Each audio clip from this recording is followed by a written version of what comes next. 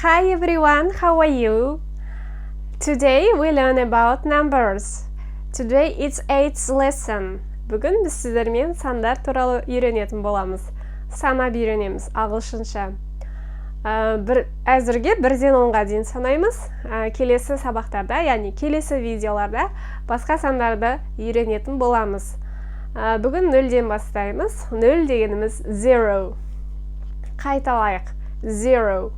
Немесе «өу» деп те айтамыз. Кейбір кезде «өу» деп те айтылады. Оны таңғалып қалмаңыздар. Қандай сан деп. 0 немесе «өу». 1, 2, 3, 4, 5, 6, 7, 8, 9, 10. Okay, now count from 10 to 1.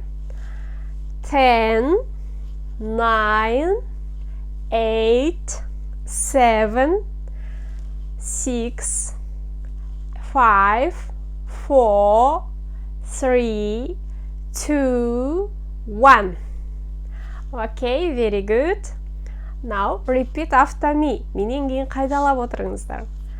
Again, 1, 2, 3, 4, 5, 6, 7, 8, 9, 10. Okay, very good. Now, тағы бір қызық мәлімет сандар туралы айта кетейін.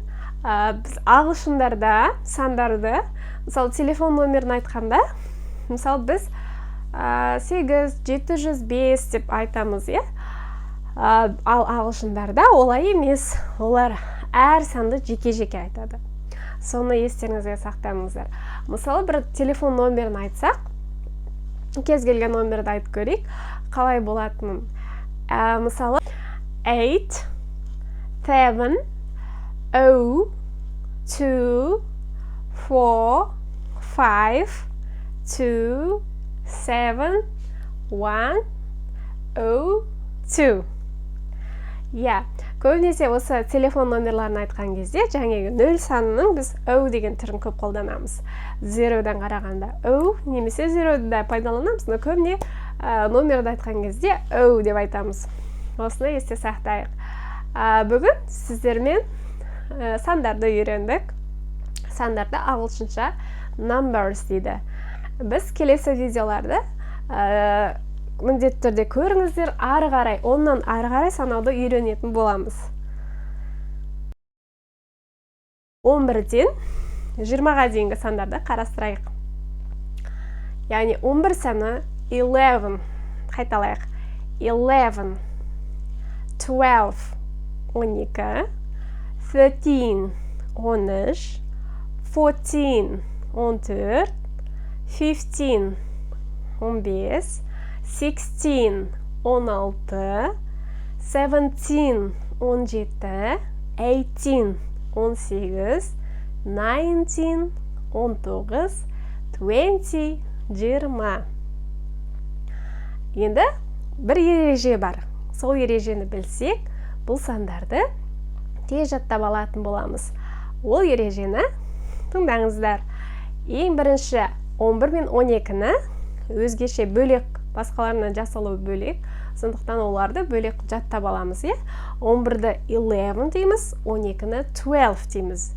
Ал 13-тен 19-ға дейінгі сандарға, жаңа айтып өттім, бір жалғау жалғанды. Кімнің есінде қане? Teen жалғау, teen. Қарайық. 13, 14, 15, 16, 17, 18,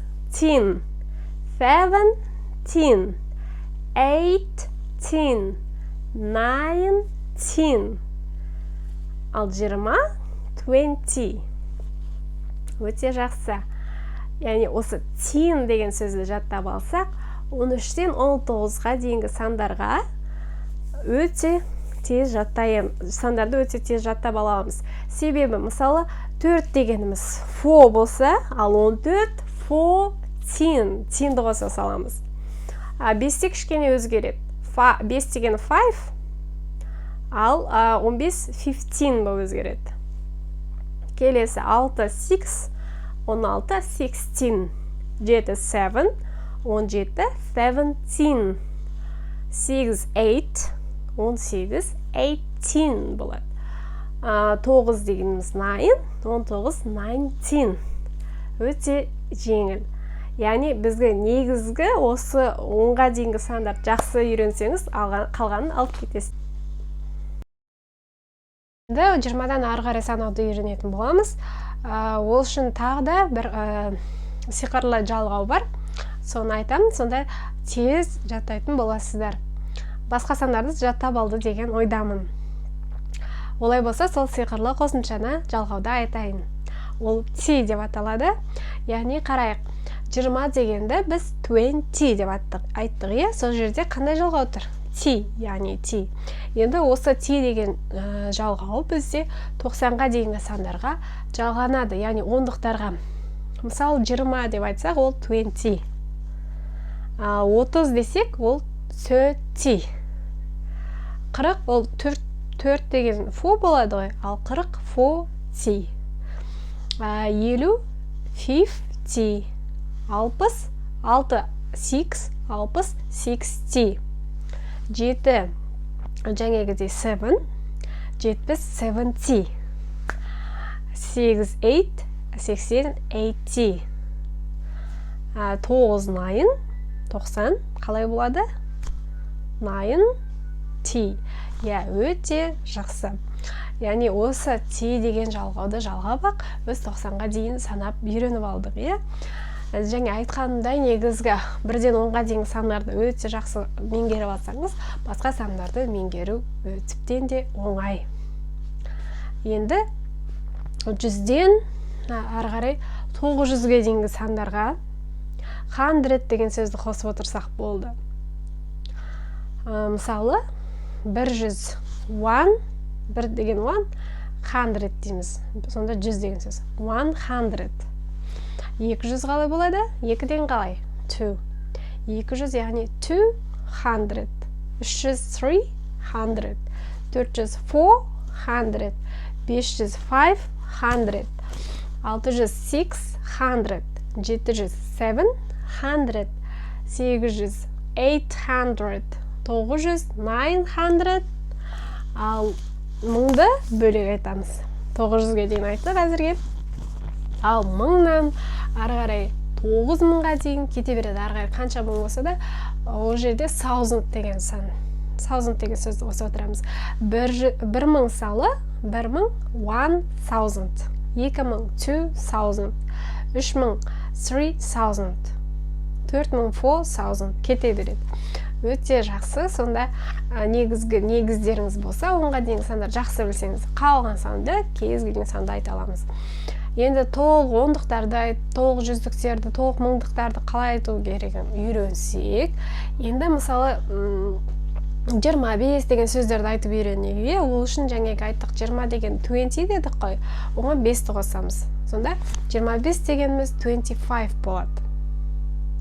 Енді 34 деген айтып көрейік. 30 деген 30, яғни оған 4 деген қосамыз 34. Сонда 34 деген сөз шықты. Өте жақсы. Оңай, Енді келесі, мысалы 145 деп айтып көрейік. Мысалы 100 деген, 100, 40 деген 40, 5 деген 5. Сонда 145 деген сөз қалай болады? 100 және деген сөзді қосып айтып отырамыз. 145. Тамаша. Very nice. Үйренді деген ойдамын. Өте жеңіл, Келесі 1000 да айттық. Мысалы 9000 деп айта аламыз, 9 дегеніміз 9000 дей саламыз.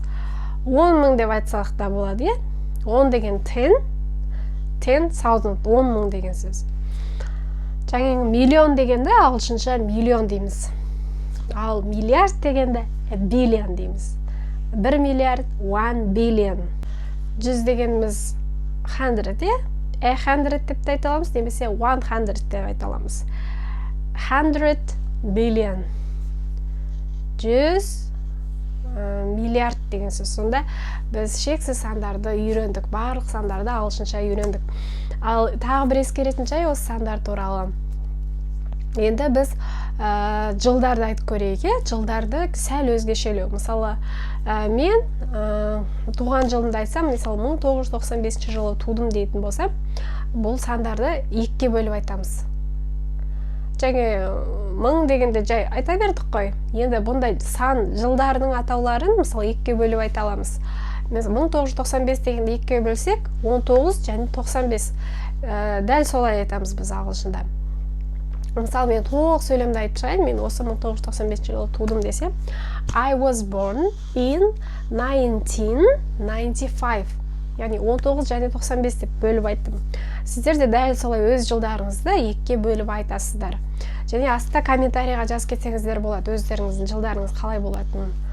Ал 2000 дегендерді жаңағыдай оны бөліп айтсақ, басқалай айту. Мысалы, 2005 жылы тудым деп айтуға болады, оны 2005 деп айтамыз. Или 2000 жылы туылған болсаңыз. Жаңағыдай мен сияқты 1995, 1996 десек, оны 2-ге бөліп айтамыз. Мысалы, 1995. Түсінікті деп ойлаймын, сонымен сандар тақырыбы. Енді келесі сабақта мен осы сандардың біз санау, яғни сандар өзі 2-ге бөлінеді ғой, жаңағы реттік, есептік деп.